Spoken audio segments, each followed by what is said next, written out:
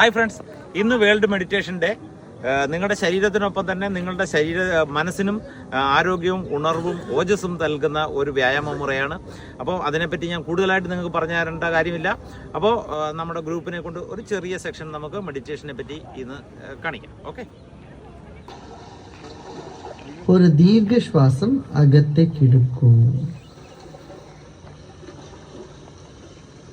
പുറത്ത് വിടൂ.